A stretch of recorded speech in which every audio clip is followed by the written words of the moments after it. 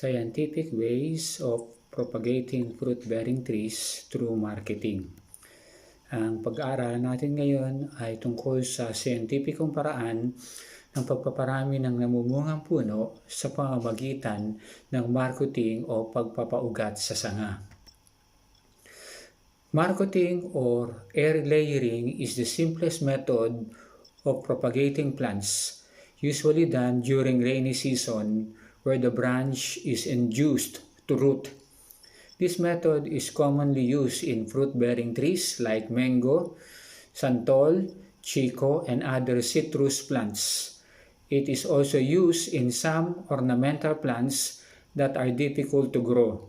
In this method, the mature branch of the plant is induced to root while it is still growing or attached on the mother plant before it is cut and transferred as a new plant. Ang marcotting or air layering ay ang pinakasimpleng paraan ng pagpaparami ng halaman sa pamamagitan ng pagpapaugat sa sanga habang ito'y nasa puno pa.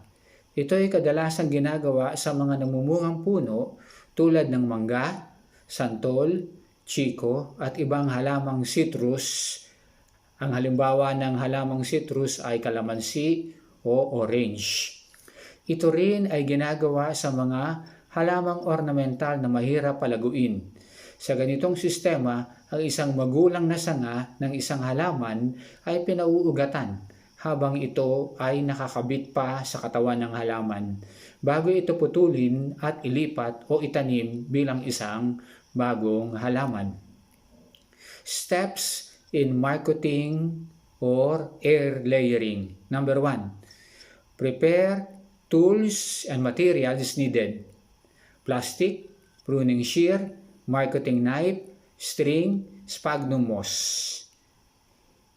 Ito ang mga hakbang sa marcotting or air layering. Una, ihanda ang mga kasangkapan at materyales na gagamitin tulad ng plastic, pruning shear, marcotting knife, PC o panali, sphagnum moss o lumot.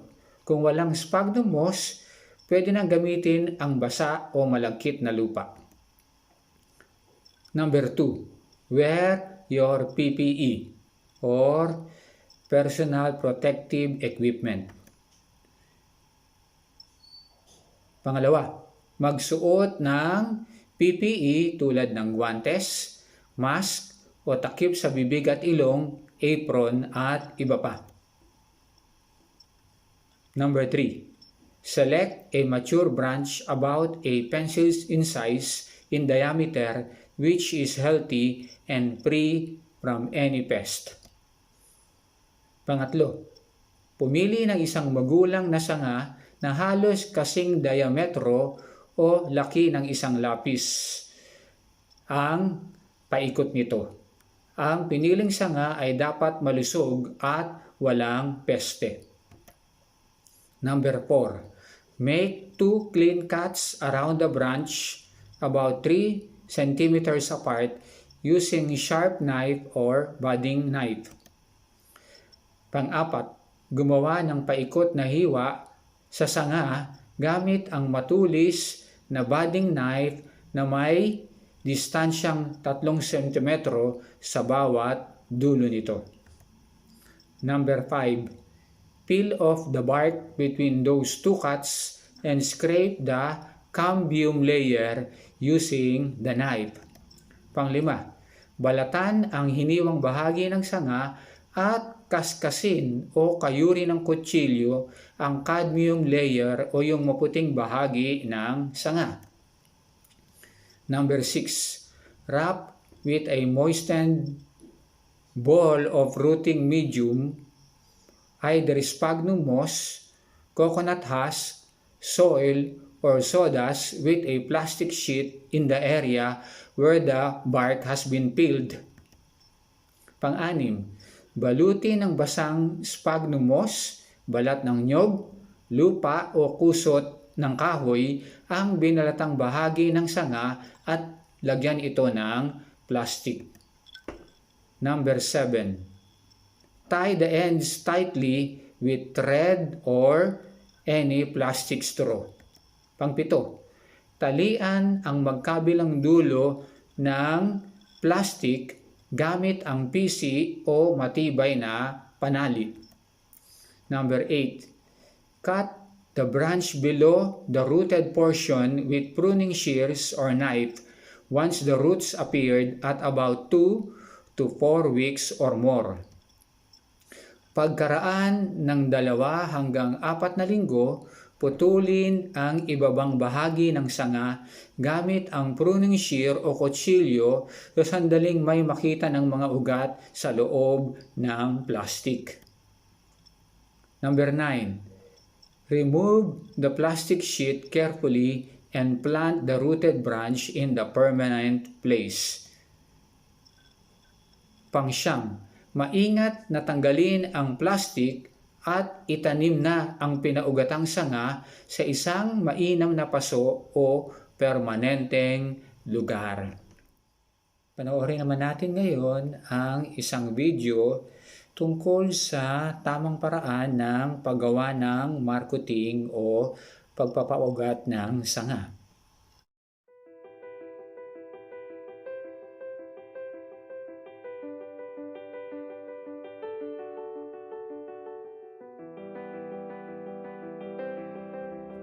This video will demonstrate how to marcot rambutans. We will discuss the entire process, how to create one, how to water it, and finally how to remove it. I'm Greg Owens. I've been growing rambutans for about 15 years. Just today we'll give you a little bit of a rundown on our experience with marcots and grafted rambutan trees. A couple of the advantages of the marcots we've found: they are extremely stable. You get all sorts of rumours about them falling over in high winds. That certainly hasn't happened. They're quick to generate. We can have them in the ground in around about 8 to 9 months as compared to probably 2 years for a grafted tree, and they start fruiting pretty much straight away. We've had fruit on these marcotted trees at about 2 years old, and they continue to be probably our best producers in the orchard.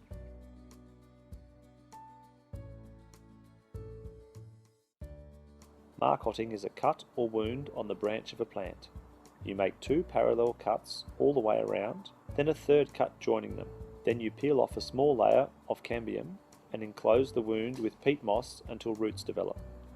You want your cincture or cut to be on the mature wood about the 3rd flush from the tip. The first flush is green, the second flush is a little bit paler, and the third flush is a bit more mature. If your wood is too green, the knife will stick into the bark and it won't peel off cleanly. Remove your leaves from around the branch and choose a node for your cincture. Cut above and below the node. When you push the knife in, it will meet resistance and stop when it hits the hard wood. Don't push any further. You only want to remove the outer cambium layer. Make a circular cut all the way around for the first cut, and then a second cut a couple of centimeters along. Then slide the knife down the middle between the 2 circular cuts. Lift the bark and peel it off. It should pop off easily. If it doesn't, the branch was probably too green. You don't want to wait too long to pack the cincture with medium. Even after a couple of minutes, you will notice that it will start to turn brown and you will get oxidation on the surface of the hard wood. So with your bag of firmly packed peat, slice a line along the face of the bag to expose the peat. The roots are going to come from the top of the cincture, so you want it to be in the middle of the peat. Push the peat firmly around the cincture and make sure it has good contact with the wood. Take a plastic sleeve and wrap it around the bag. Once the sleeve is tight, use the cable ties to hold it in place at either end of the bag, not directly over the cincture.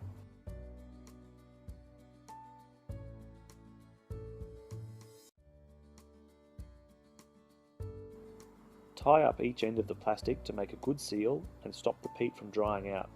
Don't use cable ties for this. If you tighten the ends too much, it creates a second cincture and you'll get rooting in the wrong place. Flagging tape has a bit more give than a cable tie and spreads the pressure evenly over a greater distance and is a better option. Keep the ends firm and twist them around before wrapping the flagging tape around to bind.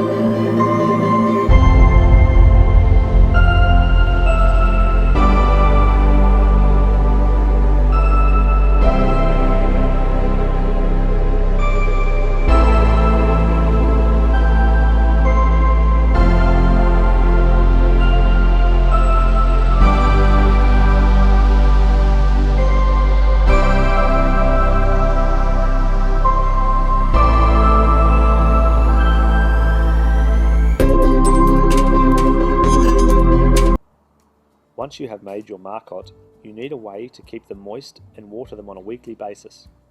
We use a pump-up water sprayer with the nozzle modified to include a hypodermic needle on the end. This allows you to create enough